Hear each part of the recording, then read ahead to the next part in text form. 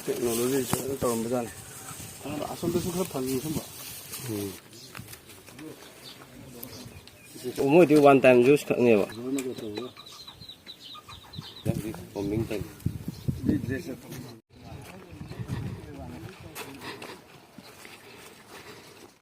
Tak cari mak kedua cari. Saya menunggu. Ini film sih.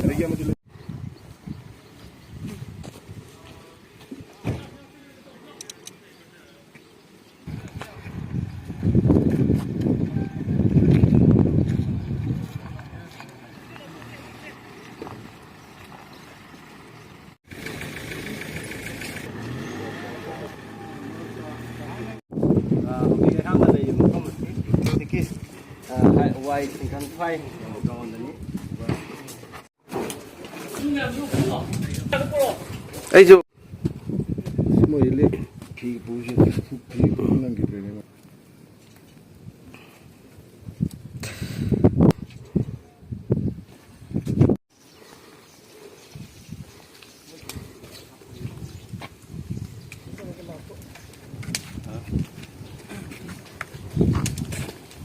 Ini Singna, Kuki, ngasih apa amis junior home kan.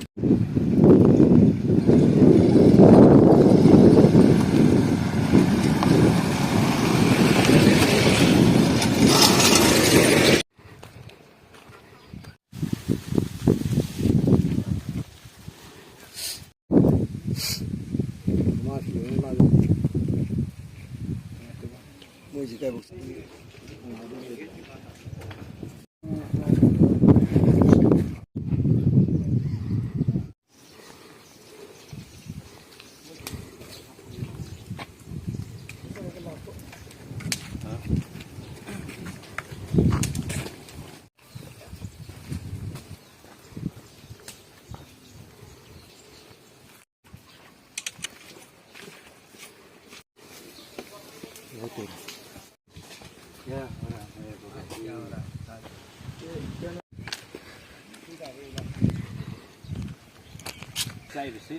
Kuki Militant Saduna Leiramba.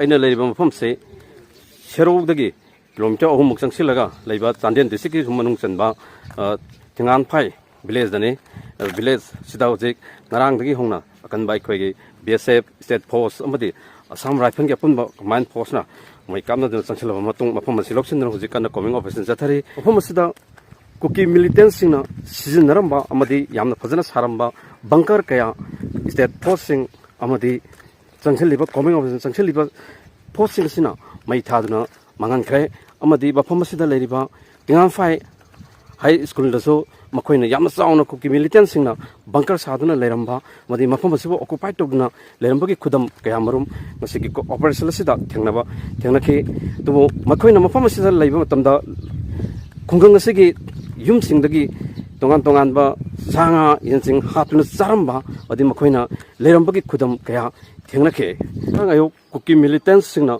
kathropa nongmaina bema laikhiraba amadi asarfalani sok khraba matung ngarang akan mong noi kauduna changsilaga ngasi Thingkangphai village loksinduna coming operation chatharakpani mafam asida hoji phawbada tongan ba kusukulai kaya aibadi jai pipe ta semamba bom kapnana ba kulai kaya amrumso hoji coming operation sa thinaduna phagat pangamle odum jariba rabi ta khelambam Thingkangphai sero